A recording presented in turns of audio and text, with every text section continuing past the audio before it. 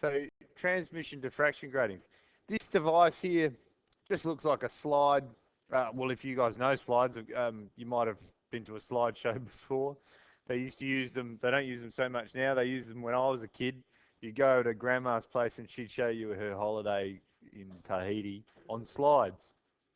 And what this was uh, a translucent screen in here, bit of plastic, and on that bit of plastic was imprinted a photograph, and you could shine light through it and then make the photograph really big on a screen across on the wall, which was a good way of seeing photographs, of course. What this is, however, is just a piece of plastic, like overhead projector plastic or something like that. So it's slightly flexible, or it's quite flexible. And what they've done is they've actually scratched lines vertically. You'd see them vertically here, across this piece of plastic. It's the best way that they can make the parts of the slide itself opaque and leave parts of the slide transparent, is by putting scratches on them. The scratches, or the spaces rather, where you can see through that are totally transparent, are of the order of, I think this one shows 600 lines per centimetre. Let's have a look. I have to make it bigger, would you believe? So we can see it. Whoops. Oh dear. 600 lines per millimetre. So for every millimetre, and everybody knows what a millimetre is, they've scratched 600 scratches, or 601 scratches in there. Okay? Get the idea? Diffraction grating is very, very fine. We can regard these things as, we can regard those scratches or the spaces between them where there's transparent plastic as slits, essentially.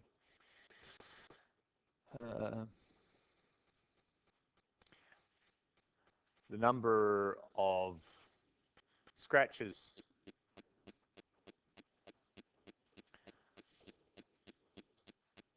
on this slide leaves 600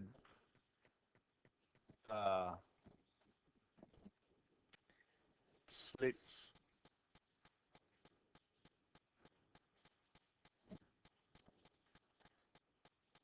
per millimetre. Your text says that we could have possible up to 10,000 slits per centimetre. So divide by 100, we only got, hang on. 10 millimetres in a centimetre, isn't it? Divide by 10, we get 1,000, up to 1,000 per millimetre. I might say it that way. Up to 1,000.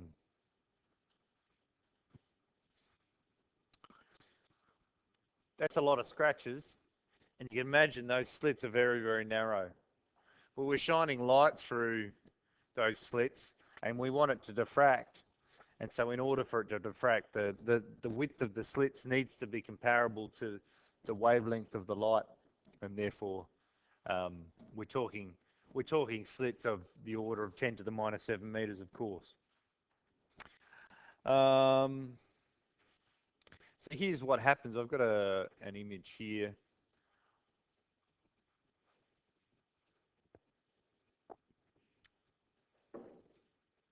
We're essentially going from 2 slits to multiple slits.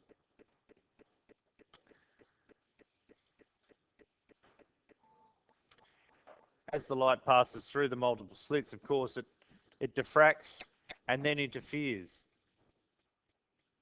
Plain light waves, parallel front, so we'd have monochromatic light coming through here, and they're all approaching each of these gaps here. This is obviously highly magnified. Each of the gaps here, and then diffracting through and interfering with each other. we see a diffraction pattern. What would we see? Can anybody see straight away what we would see directly across from the center of the... Lots of interference, yes. What about the interference?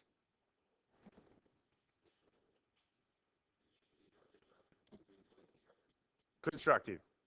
Constructive interference, yes. And the pattern I'll show you in a second, but I've got to show you another picture first, and that is, slow me down if I'm moving too fast, this picture here. This is a schematic sort of a diagram, what's going on.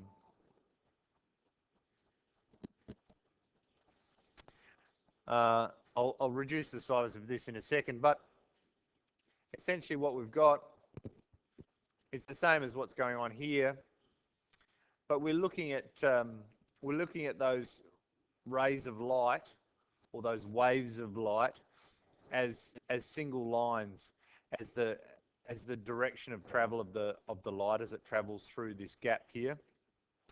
And this is a lens. This is showing a lens. I won't draw on it yet. And what that lens is doing is focusing that light to a point. Now, note the plane wavefronts moving through.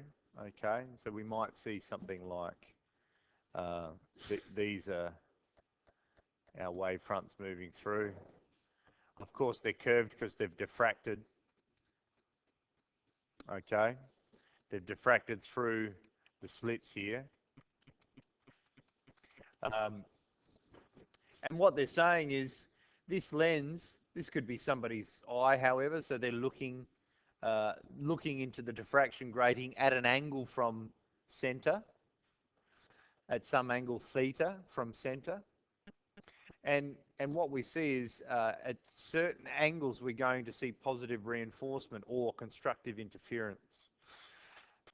At most other angles we won't see anything at all, because essentially this light traveling through here, if you can imagine, of course there's constructive interference at the center across here, but as you move away from central and you increase the angle around, so this angle gets larger and larger and larger. As you start to increase the angle, this is, or what is this line AN there? There's supposed to be a line there. What is that line there, AN? Can anybody see? It's the path difference between this slit and the next and the adjacent slit, isn't it? Okay, so here, the light from this slit travels this distance across to the lens. The light from this slit here has that little bit extra distance to travel. So it is the path difference, this line AN there. All right. Now, when the path difference is a whole number of wavelengths, okay, so, well, actually, sorry, beg your pardon, before we get to the whole number of wavelengths thing, if we have a path difference that's not quite lambda, doesn't quite get to a path difference between adjacent slits of lambda, what do you think you see on the other side? So shorter than lambda, the line AN. Path difference shorter than the wavelength of the light that's traveling through it. Nothing at all. Why do you see nothing at all? Oh.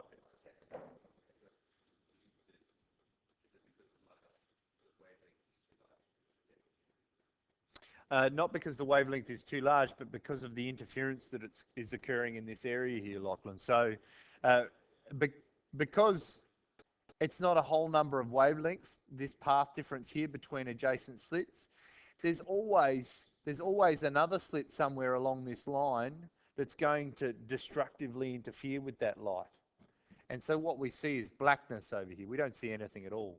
Basically, because of all of the destructive interference due to the many slits, the screen over here, or whatever we're seeing across here, drops off basically to an intensity of 0, because there's always destructive interference, until we get to the point at which, this angle theta at which, the line AN, the path difference, is a whole number of wavelengths.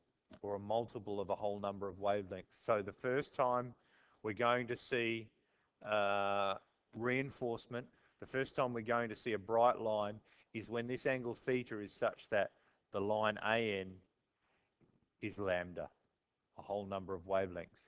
Then all of these lines constructively interfere and we see a bright spot or a bright line.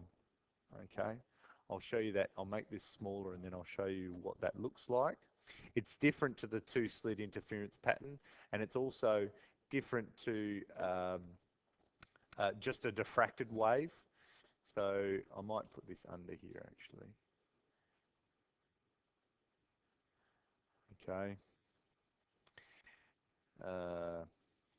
I'll say something about that because you might the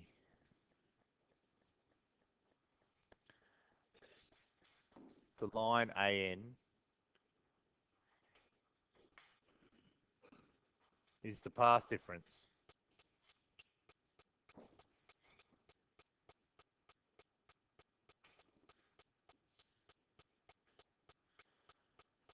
between adjacent slits. By adjacent, I mean next to each other, of course.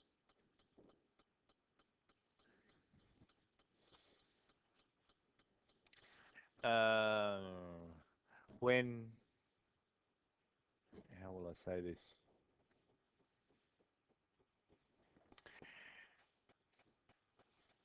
When the path difference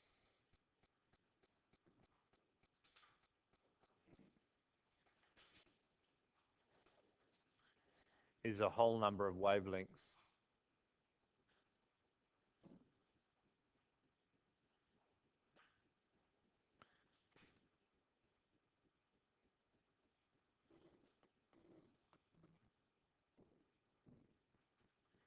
we see a bright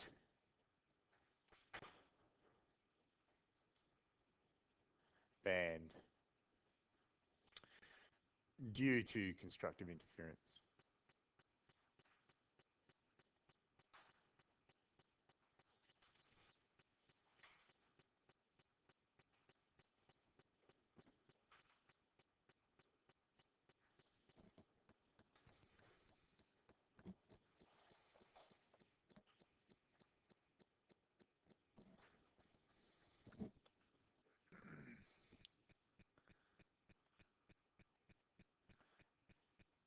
Can anybody see what the path difference is equal to?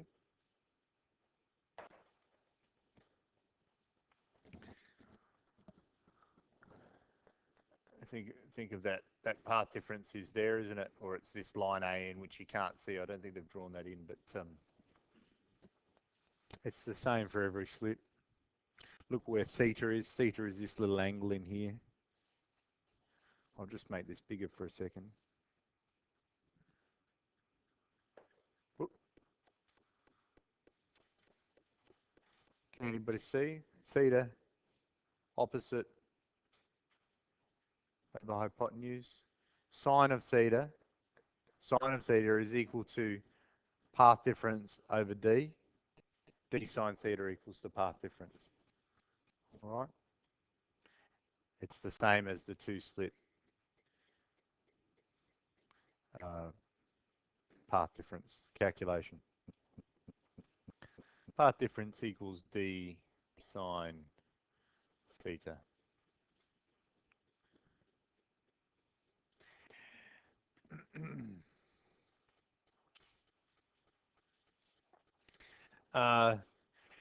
The other thing is here, we don't have to worry so much about this angle theta being very small to make this calculation correct. We can actually, if you can see geometrically, doesn't matter what angle theta is, it can be large, and so therefore for this reason, d sine theta is equal to the path difference, and and the formula d sine theta is equal to m lambda is valued is true for all values of theta. So we get from this d sine theta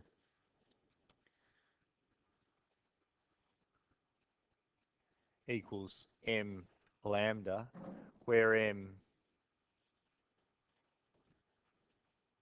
is a whole number of wavelengths,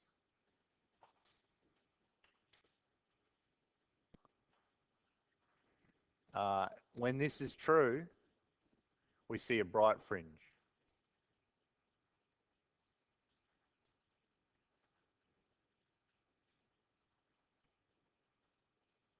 Or we could say point of reinforcement.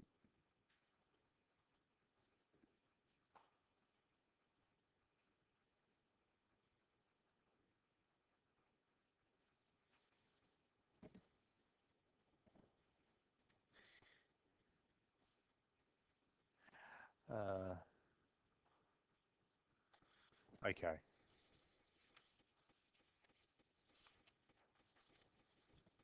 I might say that actually. That's a question that has come up in the conceptual questions before. The angle theta need not be small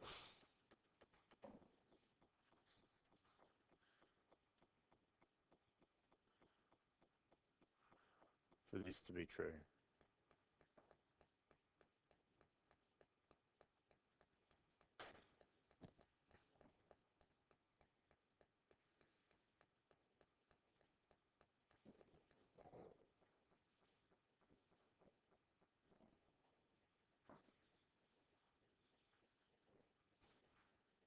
Cool.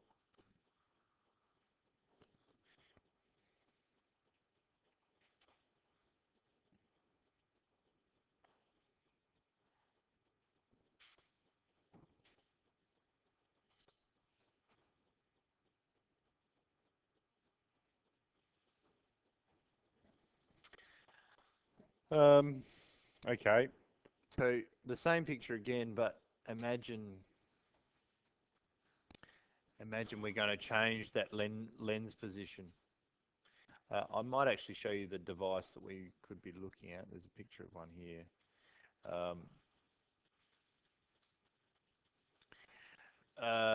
This is a spectroscope. Essentially what it is this is where the slit is at this end.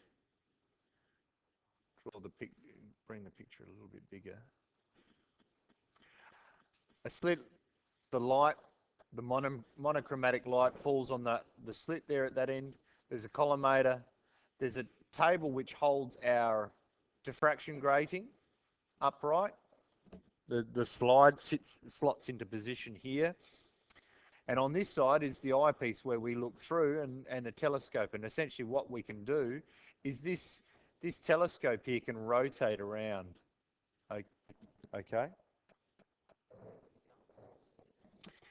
No, this one's called a spectroscope. Okay. This is a different device to Thomas Young's interferometer. Okay. This one we can change the angle at which we're viewing the diffraction grating by rotating this telescope. You can't see it here, but the table that it sits on is marked with angles, okay, degrees that you move around, and so therefore you can make measurements as you move the eyepiece around of how many degrees you've moved from central maximum. Okay, bring this down again. Okay, so here we have a schematic of that occurring. We have the diffraction grating, and this would be our telescope here with the lens inside, and we'd be viewing this way. So, and what we're doing is we're going from straight through position. This shadow here is the straight through position, so you'd see positive reinforcement. You move the telescope around, you measure the angle, you find another point of reinforcement, and you basically take your eye out of the eyepiece and see what the angle is at which you see this positive reinforcement, this first angle of reinforcement. You know the first reinforcement occurs at a path difference of lambda, and that depends on several things. It depends on the wavelength of the light. It depends on the width of the slits. And it depends on the angle at which you're viewing. So d sine theta is equal to m lambda. This theta is dependent upon lambda, and it's inversely dependent upon d. Okay, I'll state that in a second. This is what we see.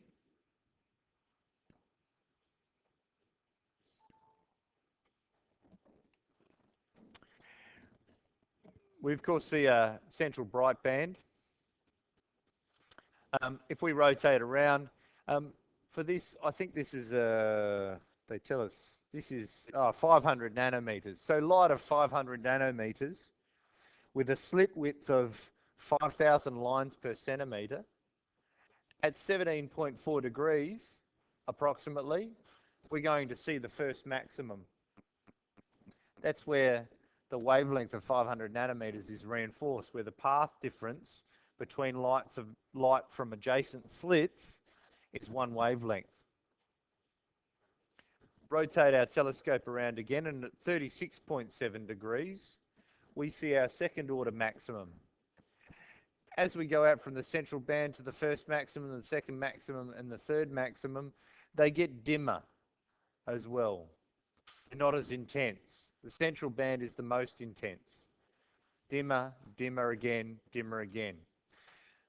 36.7 degrees for 500 nanometers at 5,000 lines per centimeter. And the next one's at 63.8 degrees, so quite a way around. You're moving this telescope a long way before you see the next maximum. All right. I better say what the light is there.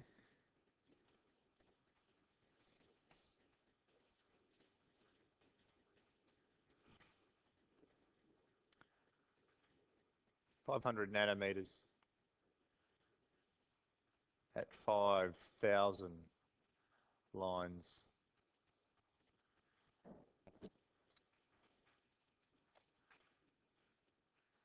per centimeter. 500 lines per millimeter.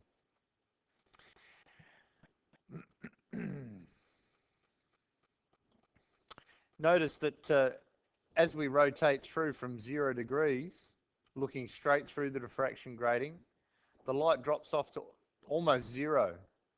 It looks like 0 to us, and we see nothing for a long time until we reach this positive reinforcement at a path difference of lambda.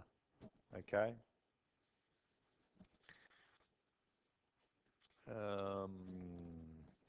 An intensity distribution here is shown as well.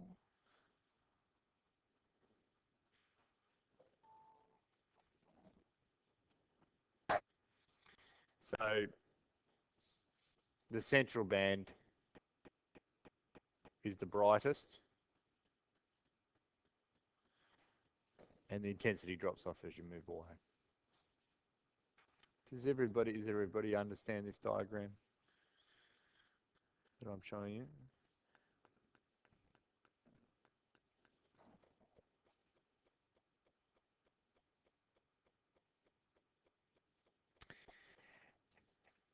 Now,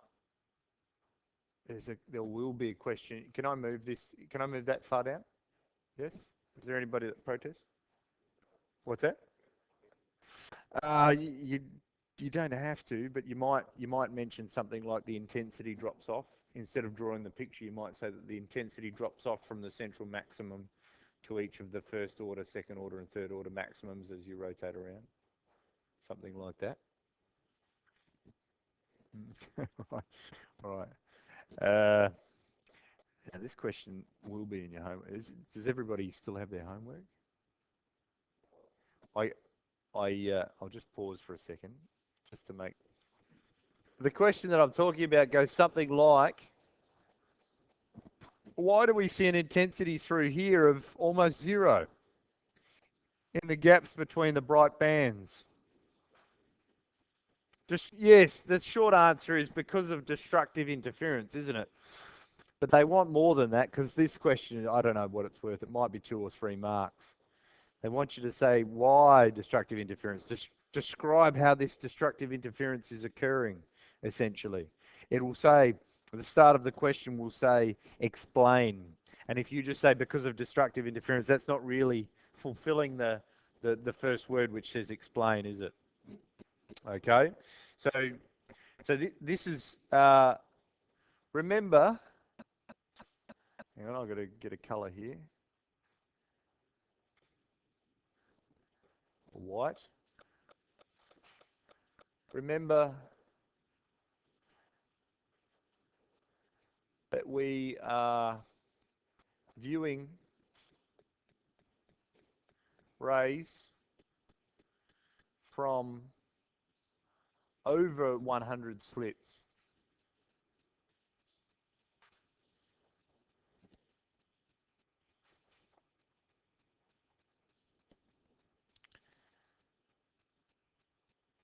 When the optical path difference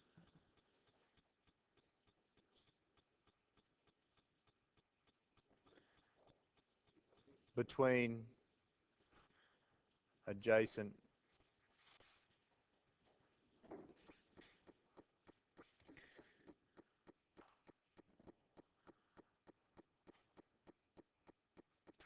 when the optical path difference between adjacent rays is even as small as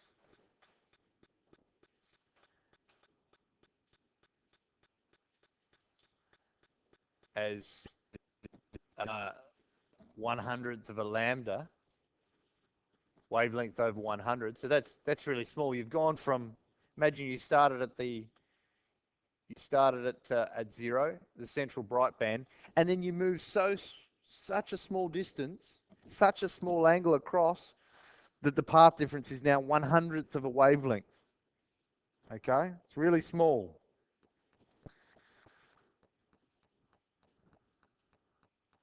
The light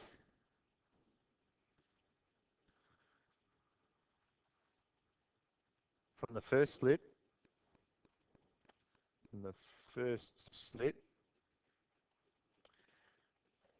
will be, no, that's not how you spell B, half a wavelength out of phase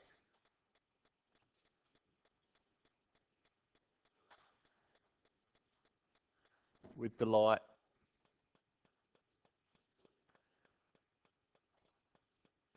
from the 51st slit. Is that clear? 51st slit.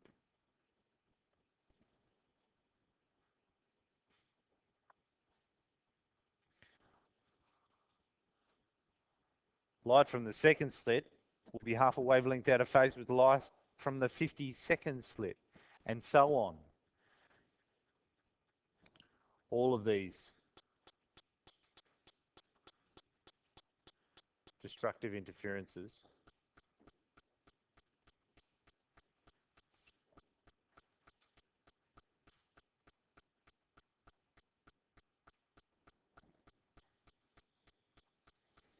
ensure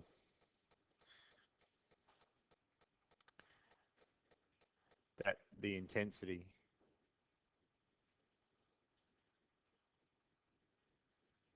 is almost 0.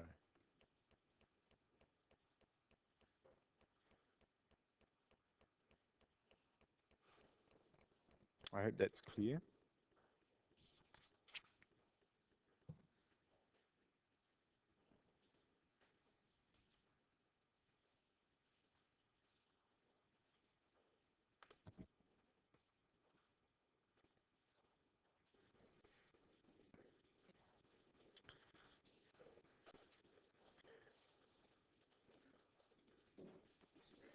Your text calls it the grating formula.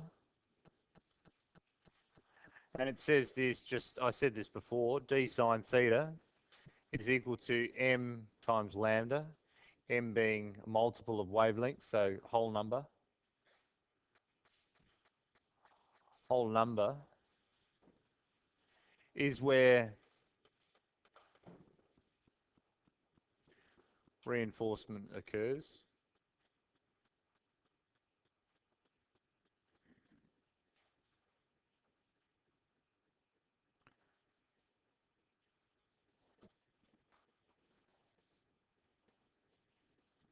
So for m equal to 1, where is this? I think everybody knows it, but would probably find it hard to describe. For m equals 1, so d sine theta is equal to lambda in this case. So d sine theta equals lambda. We see the first order maximum.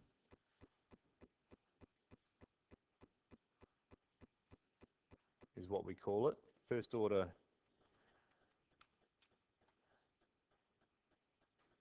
maximum. M equals 2. It's now easy. D sine theta equals 2 lambda. Second order maximum. Now remember, we're rotating our telescope around and we're seeing the first maximum, the second maximum, third maximum, and so on.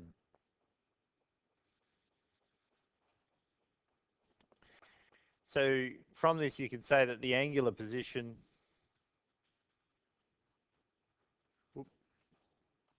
can't spell today. Angular position is dependent upon angular position of the maxima depends on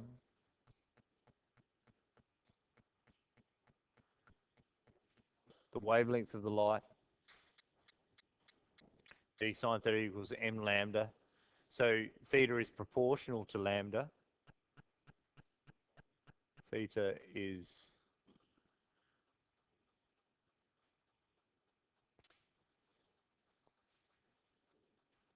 to lambda. And that just says that the larger the angle, or sorry, the larger the wavelength, the larger the angle, we'll see positive reinforcement. And D, that's the slit separation, or the slit separation.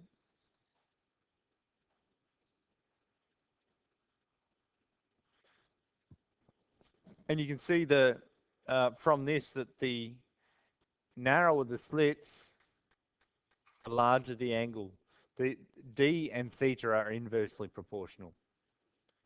D is inversely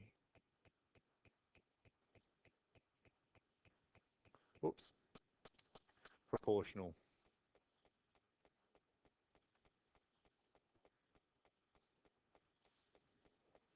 to theta, or vice versa. Theta is inversely proportional to D.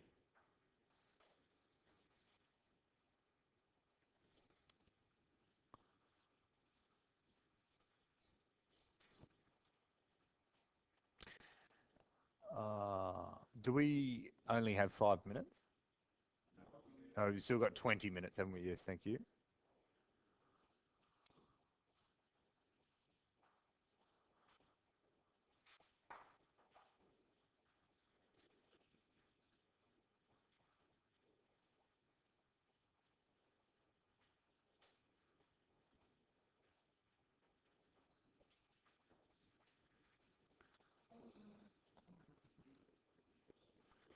White light and diffraction grating.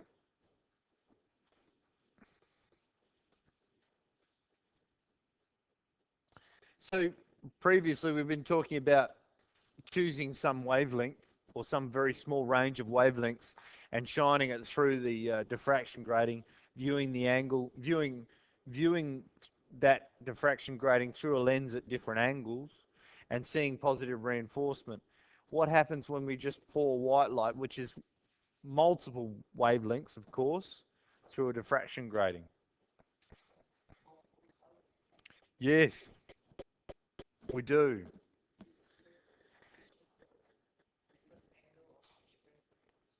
Yes, absolutely. Why? So the answer is yes, we're going to see different angles for different wavelengths of light.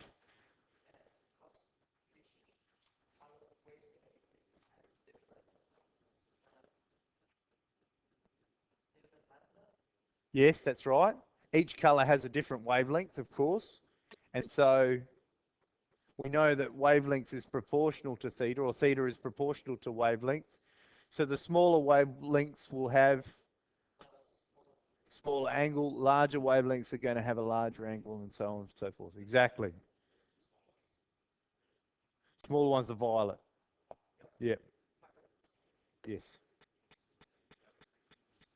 Yes. Yes, that's right. Yeah. But lots of people mix that up. I'm not going to try and draw this picture. I'll just do cheat. Here it is here. Yes.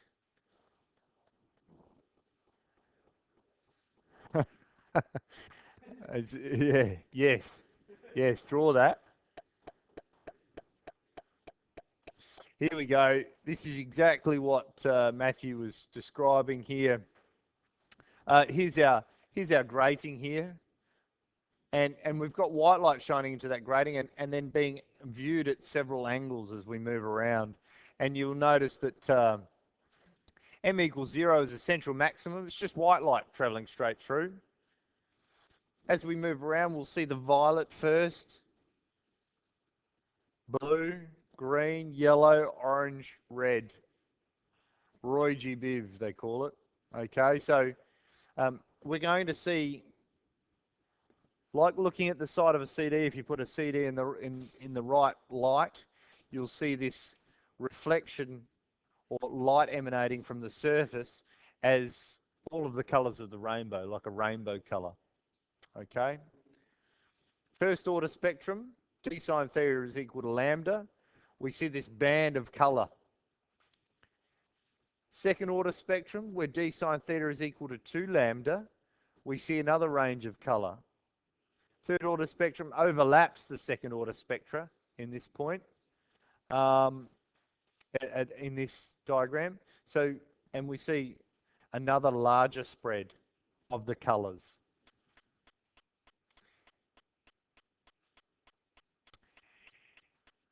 You see this in other situations in life? Where else might you see all of the colors of the rainbow? In a rainbow, thank you, yes. Okay, that's more complicated. We're talking about droplets of water and light, white light shining through droplets of water and being refracted at different angles. Prisms will do that also, yes. White light will be refracted at different angles through that, okay, through that prism, depending on the wavelength of that light. Where else? Some not so common. They are common, but you just don't notice it so much. CDs, yes, definitely CDs. Who's had a bath in the recent past? Bubbles. What do you see? Yeah. That's for a different reason. That's got to do with what we call thin film interference, and actually they're all different. And I'll just describe them very quickly because it's interesting. If we look at the rainbow, what we've got essentially is we've got droplets of water, and droplets of water are reasonably spherical. If we shine white light through it, and we're standing over here. This is not to scale.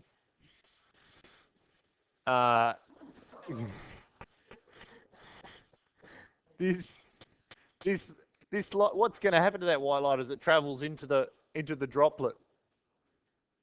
It's going to refract, isn't it? So it's going to change direction, and that purple's a bit hard to see. We might put some blue in there. The refractions is going to be different for all of them, and you get a bit of green there. Okay, and essentially what we do is, of course, there's lots of droplets of water, There's lots of them. What we see over a large area, depending on the angle at which we're looking at those droplets, we see all the colours of the rainbow. Okay? Because if you're standing at this angle, you might see the blue, and then if you're looking at that angle, you might see the green, orange, yellow, etc. Okay? Because we're looking at different angles for all the droplets. What else did we talk about? CDs. CDs act like a diffraction grating. So if you have a CD essentially has lots of scratches or one single spiral scratch on its surface. And what we see is the colours of the rainbow also being being reflected off through what is like a diffraction grating. Okay? And I'll put some colours on here to make it look nice. Okay, they might not be in the right order. Just ignore that. Okay. Bubbles. Bubbles are different. Here's a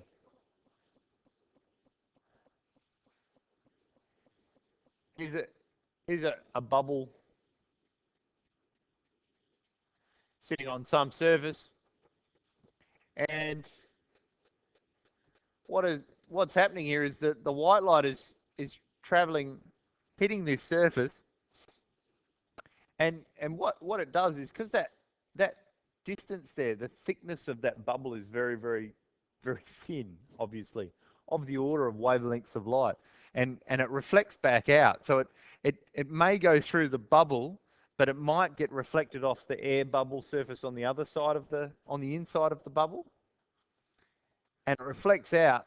And because of the refraction, we see different colours of the rainbow. That's a little bit harder to describe. You might have seen this also in oil patches on wet days on the road. Okay? Very, very thin films of oil or petrol does it especially on wet surfaces. And we have the same thing happening. And so, yeah, we see different colours being reflected out depending on the angle at which you look at them. Okay?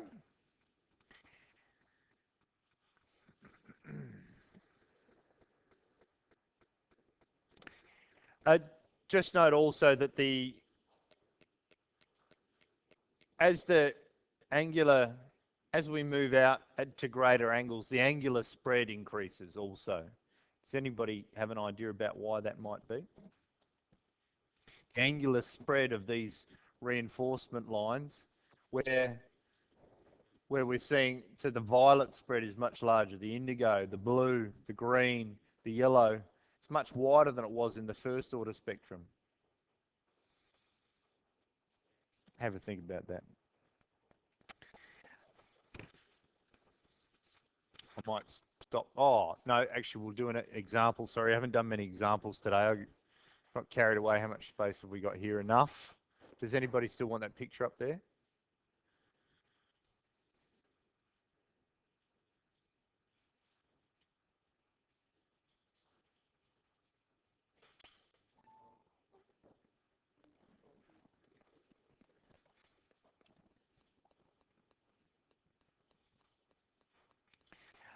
Determining the angular position of a reinforcement line. Diffraction grating is ruled with 4,000 lines per centimetre. Find the angular position of the third order maximum when monochromatic light of wavelength 540 nanometers is viewed through the grating. Have a go at that, please. Probably the tough part is working out the slit separation here, because you can't just type in 4,000 for D, can you?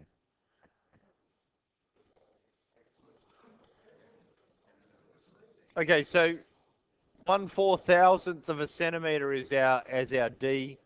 We do that calculation. We convert to metres, of course. We use our grading formula. D sine theta is equal to m lambda. What are we looking for? The angular position, which is our theta, isn't it? Theta is equal to sine of the power minus 1 inverse sine m lambda on d. Is that right?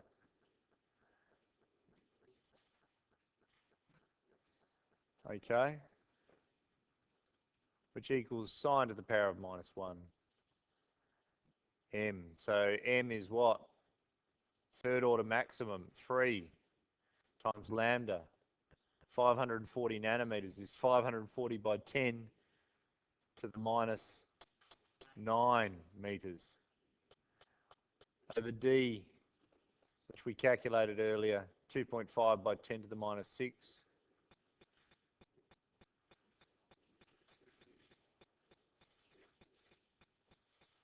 The slit separation. And my information says 40.4 degrees. Does anybody concur? 40.4 degrees.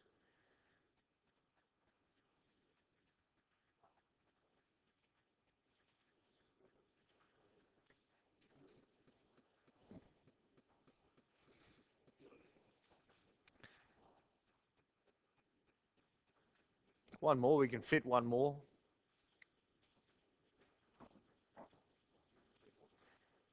Anybody have terrible difficulty with that last question? I'm coming to see who's working on this one.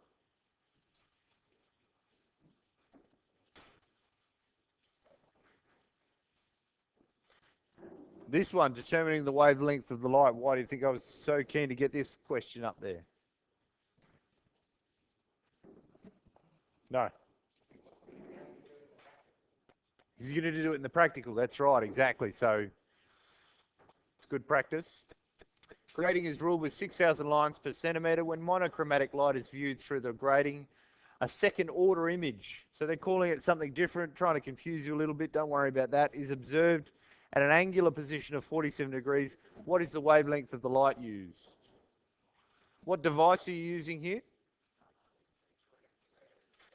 Spectroscope. Yeah, that's right. Let's have a look. Whoops. Oh, no.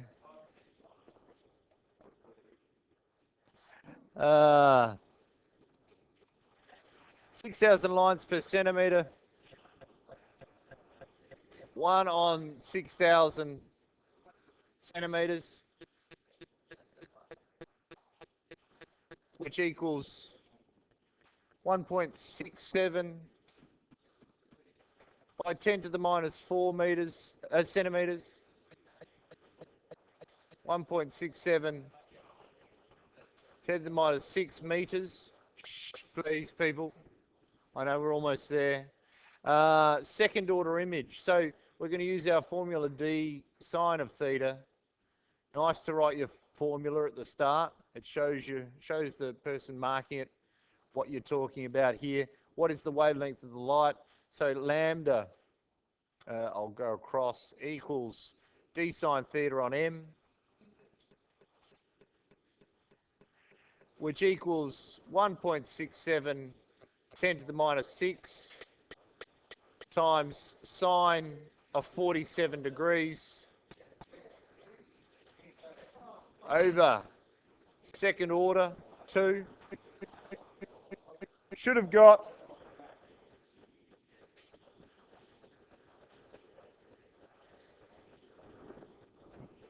6.09 by 10 to the -7 meters.